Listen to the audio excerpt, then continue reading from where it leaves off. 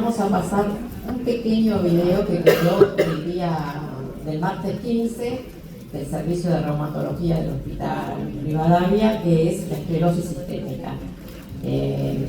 Esto está a cargo de la doctora Julieta Mordiucci y Emiliano, si ya lo querés poner. Esta es una entidad que vimos en los primeros días, el primer día creo que hablamos un poco de esclerosis sistémica. Y después, bueno, vamos a tener un poco de otras entidades cuando termine esto, que creo que dura 20 minutos.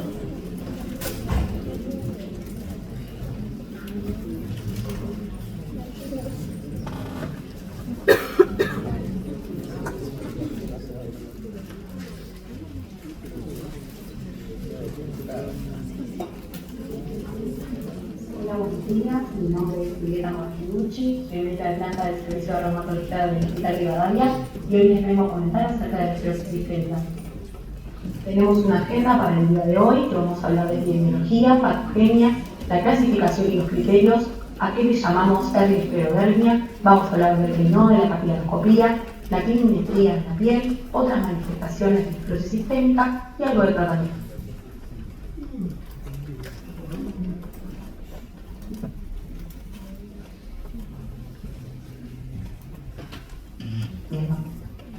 Dentro de la epidemiología sabemos que es una enfermedad muy poco frecuente. Tenemos acá un trabajo de incidencia y prevalencia en esclerosis sistémica en unos pacientes de Buenos Aires, de Argentina. Esto es del Hospital Italiano, del Dr. Ross Soriano, en el 2011, donde vieron una prevalencia por millón de habitantes de 296. En relación a la fisiopatología, sabemos que es una enfermedad vascular, donde la fibrosis tisular es el punto final de un proceso biológico complejo que involucra el músculo endotelial y la activación del sistema inmunológico. Acerca de los biomarcadores, sabemos que se han identificado numerosos biomarcadores relacionados con el daño vascular, pero ninguno resultó de utilidad para predecir progresión de daño microvascular y orgánico. A modo de clasificación, sabemos que podemos decir que la esclerodermia puede ser localizada o como esclerosis sistémica. La localizada, y les dejo unas fotos, tenemos la morfea, la esclerodermia lineal, y en relación a la esclerodermia o la esclerosis sistémica, tenemos la limitada, la difusa y la que no tiene esclerodermia. Realmente sabemos que esta clasificación no es suficiente para explicar la gran heterogeneidad de compromiso orgánico, los distintos fenotipos de la enfermedad y los distintos patrones de progresión. Pero bueno, tenemos los límites de las rodillas y los codos, los cuales sabemos que próxima a codos y próxima a la rodilla suele ser el compromiso ilimitado y distal a los mismos el difuso. Tenemos criterios clasificatorios, los más nuevos son los ACR regular 2013, donde sabemos que se define esclerosis sistémica como un puntaje mayor de 9 puntos. Cada puntaje, si vemos que tienen 2, por ejemplo, en cada dominio, el que cuenta es el más alto, y tenemos, por ejemplo, el engrosamiento, la induración cutánea proximal a metacarpofalángica, que ya es un criterio suficiente, son 9 puntos. Luego tenemos la endopáfila, la esclerodermia, las úlceras digitales, la cicatricis o picnic scar, las telangiectasias, las alteraciones en la capilaroscopía, la hipertensión pulmonar, la EPID, el fenómeno de Raynaud y los anticuerpos relacionados. Un concepto muy importante que me gustaría destacar es el concepto de Very Early Esclerodermia o V2, donde sabemos que para llegar a los criterios 2013 de clasificación ACR regular, el paciente ya tiene un compromiso probablemente pulmonar, cardiológico, entonces estos criterios nos van a hablar de un valor predictivo del 79% de probabilidad de desarrollar esclerosis sistémica de isquemia en los próximos 9 años. ¿Y cuáles son? Es el paciente con fenómeno de Raynaud asociado con una alteración en la capilaroscopía, con ese de Pattern, que ahora sí los voy a mostrar, y o fenómeno de Raynaud con anticuerpos que sean asociados a la esclerosis sistémica, o sea, el esclerosetenta, termina con numerasa 3, o anti-PNCCL o anti-THTO y el anticentromino. Para que se den cuenta de la importancia de la detección precoz, fíjense cómo al principio el paciente está en una fase silente que puede durar años, décadas, donde está sintomático y donde lo primero que presenta, si ven ahí, es la línea roja del fenómeno de Raynaud. Después empieza la biliar, donde puede tener algún compromiso en manos, sigue teniendo Raynaud y algo poco esofágico o digestivo, para luego transformarse en una temprana con compromiso pulmonar y termina en una establecida y avanzada con hipertensión pulmonar, que es la causa más frecuente e importante de mortalidad. Ahora les voy a hablar un poco del fenómeno de Raynaud. Las causas del fenómeno de Raynaud realmente son diversas. Tenemos, como ven acá, enfermedades autoinmunes, como esclerosis sistémica, la enfermedad del tejido conectivo, los fármacos, como la rotamina, la anfetamina y la nicotina, las arteriopatías, como la embolia y la vasculitis, las endocrinopatía, como el hipotiroidismo, las causas ocupacionales y traumáticas, como pacientes que trabajan con máquinas pulidoras, las infecciones, como el pylori, y las misceláneas, como por ejemplo pacientes con túnel carpiano o SUDEP. Lo más importante de esta charla, que es esta diapositiva, es que pueden diferenciar la diferencia entre un fenómeno primario y un secundario. Fíjense que el primario es poco prevalente, pero más que el secundario, tiene una edad de inicio menos de 30 años, una isquemia que en realidad el paciente tiene estimético, tiene parestesia, pero muy poco dolor, no tiene daño tisular, tiene anticuerpos asociados, tiene una capiloscopía normal y suele resolver espontáneamente. La frecuencia de las enfermedades del tejido conectivo del fenómeno de Raynaud, fíjense cómo es muy alta en comparación, por ejemplo, de esclerosis sistémica versus la artritis reumatoidea. Tenemos una esclerosis sistémica donde la frecuencia del fenómeno de Raynaud es del 25% y en manifestación inicial suele estar del 70%, versus, por ejemplo, el síndrome de Sjögren, donde la frecuencia del Raynaud es del 3 al 30% y la manifestación inicial es del 45%. Fíjense, el resto no es menor, la enfermedad inicial del tejido conectivo es bastante parecida a la esclerosis sistémica. Para poder evaluar el fenómeno de Raynaud, para nosotros es de mucha utilidad la capilaroscopía. Es un método no invasivo que permite la observación directa de la microvasculatura en el área periungual y nos sirve como método diagnóstico, pronóstico, seguimiento y de biomarcador. La capilaroscopía, la videocapilaroscopía para nosotros, es el buen estándar para poder estudiar al fenómeno de Raynaud secundario. Para nosotros con la capilaroscopía es muy importante ver el patrón SD. ¿Qué significa esto? Tenemos un patrón de esclerodermia que es temprano, donde vamos a ver el primer signo de daño de la microvasculatura, que es la dilatación capilar, pero el número de capilares está conservado. Tenemos por otro lado el patrón SD activo o SD pattern activo, donde tenemos una pérdida de la integridad de la pared capilar, microhemorragias por extravasación, y comienza aquí sí la pérdida del número de capilares. Como última instancia tenemos el patrón SD tardío, donde hay pérdida de capilares, hay desorganización, hipoxia tisular, neoangiogénesis y capilares ramificados. Ahora vamos a hablar un poco de las úlceras digitales, donde vemos acá las imágenes, son el 45% de la frecuencia de los pacientes, traen dolor, pérdida de la funcionalidad, amputación, gangrena, trae infecciones, causa de internación, discapacidad y depresión. Acá vemos ejemplos del compromiso cutáneo, por ejemplo, la esclerodermia o la alteración a nivel del rostro del paciente, y ahora vamos a ver cómo lo podemos medir.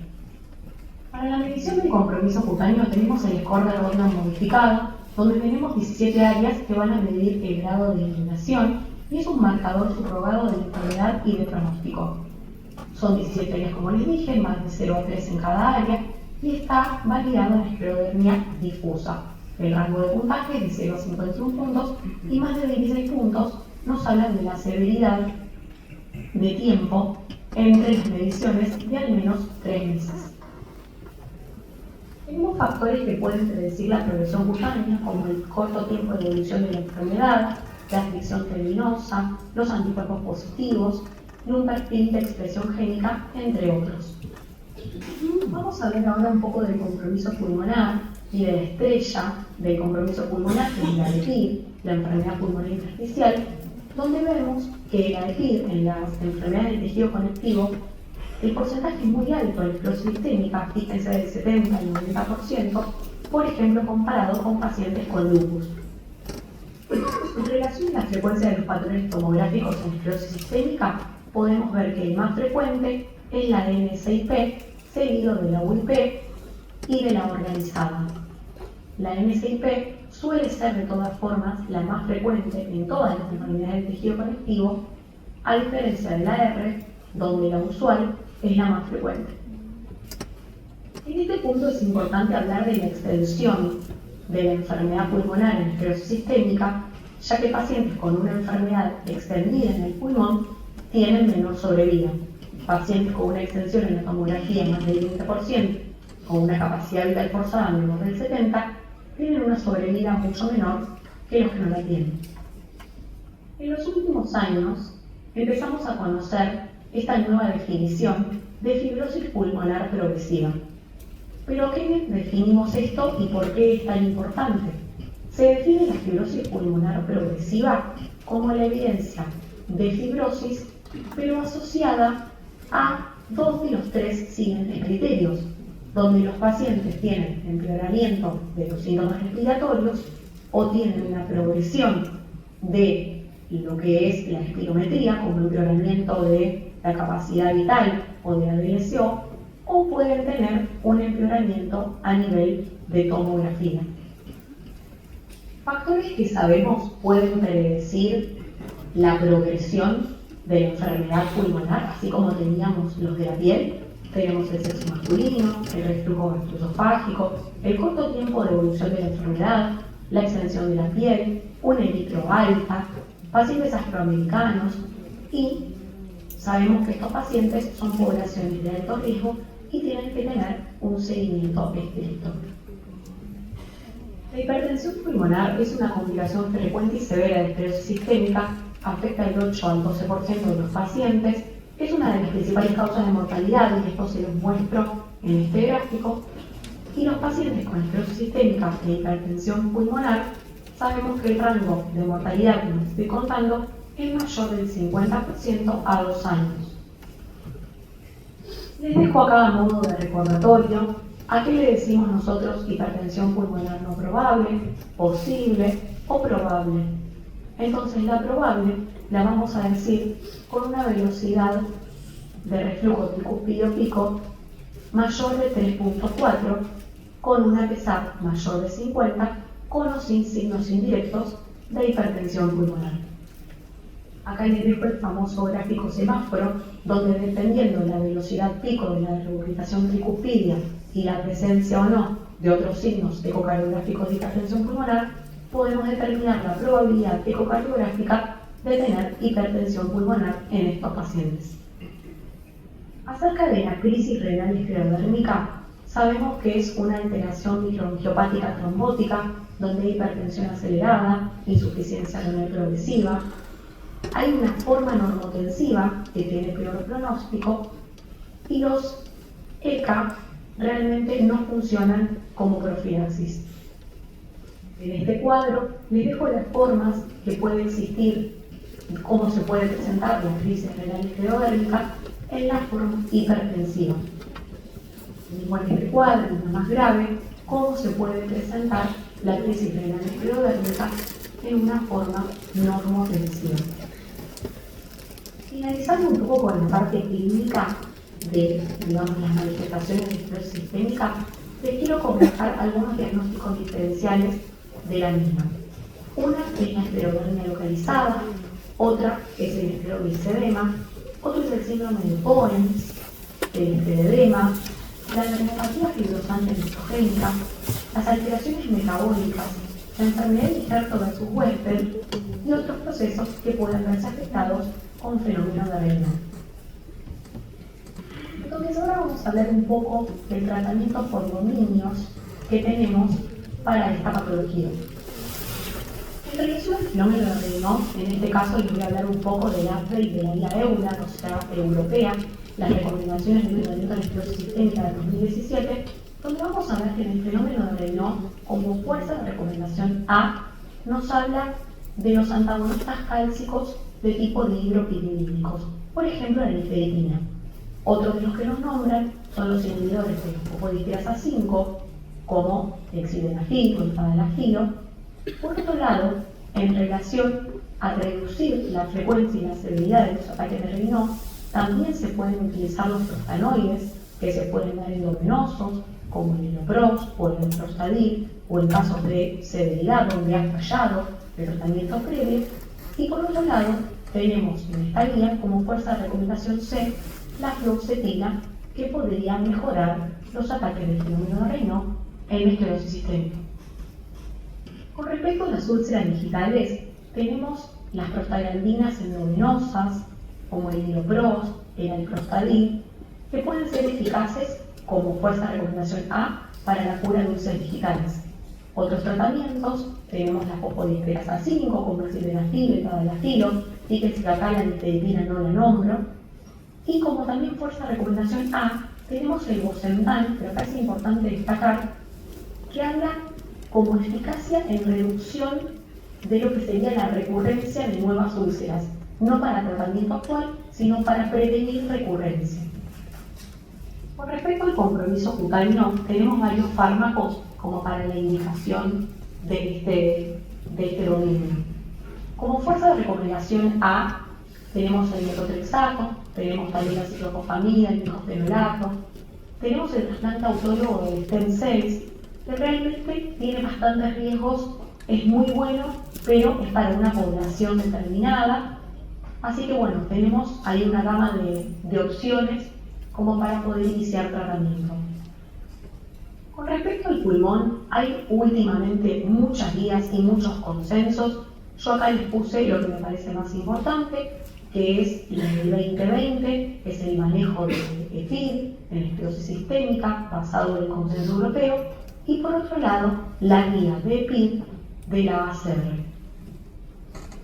Entonces, por ejemplo, en esta guía del 2020, publicada en Lancet Europea, nos dice que tenemos que decidir a quién le vamos a iniciar un tratamiento farmacológico. Entonces, ¿a quién se lo vamos a iniciar? Principalmente los que tengan una enfermedad extensa en tomografía, pacientes con enfermedad temprana y EPID, que tengan criterios de progresión funcional y tomográfica, que tengan un esclerosis delta positivo y un alto score de Rodman. Entonces, por ejemplo, para la terapia farmacológica tenemos el mofetil en bicofenolato, la ciclophosphamida, el nintedanib como un antifibrótico, y a partir de eso seguir fijándonos, monitoreando al paciente con distintos métodos. Que los métodos más aceptados son los que no impliquen ningún tipo de radiación para el paciente, o sea, se puede usar si se necesita la tomografía, pero de no ser necesario, uno se va guiando por los valores de espirometría, como la capacidad vital forzada, la DLCO y el test de caminata. Y a partir de ahí, decir, continuar el tratamiento, retirarlo, o directamente ver que fue un tratamiento inadecuado y debe evaluar otros tratamientos. Acá les dejo el algoritmo de la guía CR, donde divide pacientes con una enfermedad pulmonar intersticial subclínica, diferenciándola de la clínica, y divide también a los pacientes si tienen un alto riesgo o un bajo riesgo de progresión, y a partir de ahí los tratamientos que ofrece. Pero son todos más o menos los que les estoy comentando. Fíjense que al final, cuando el paciente no responde, se ofrecen tratamientos como rituximab, agregados también de, esto puede ser al principio, pero de antifibróticos, y si no, también, si no responde ningún tipo de tratamiento, se puede pensar en trasplante autólogo de células mesenquimales. Siguiendo con la hipertensión pulmonar, sabemos que los tratamientos van a depender de la vía que uno decida utilizar. Uno puede empezar a tratar con vía de endocrina, o sea, antiendocrina, como macitentan, ambrisentan, bosentan. Puede probar con las vías de óxido nítrico, como el antifosfodiesterasa 5, como el sildenafil, el tadalafilo, o puede probar con la vía de prostaciclinas, como el Ilopros, el tetrostinil, el epoprostenol o el silexipam. Esto me pareció importante porque si bien uno puede decir los tratamientos que uno puede ofrecer, hay que ver el riesgo que tengan los pacientes, si es moderado, intermedio o alto riesgo. Porque, por ejemplo, los pacientes que empiecen con un riesgo bajo deben iniciar con una monoterapia, distinto de los pacientes que empiecen con un riesgo aumentado, con una clase funcional 4 donde ya van a comenzar a iniciar un tratamiento combinado, incluyendo los análogos de prostaciclinas. Para finalizar, en relación a la crisis renal esclerodérmica, sabemos que es una emergencia médica donde tenemos que primero ver la severidad del paciente, la TEA que tenga, si la sistólica es mayor de 180, la diastólica mayor o igual a 110.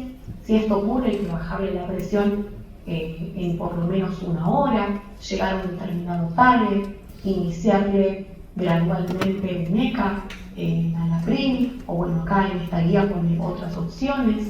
Pero bueno, hay que realmente ubicarlo siempre al paciente y a partir de ahí seguir el algoritmo. Por otro lado, ver si tiene otros síntomas como convulsiones, edema pulmonar, microangiopatía, etc. Les agradezco tu atención.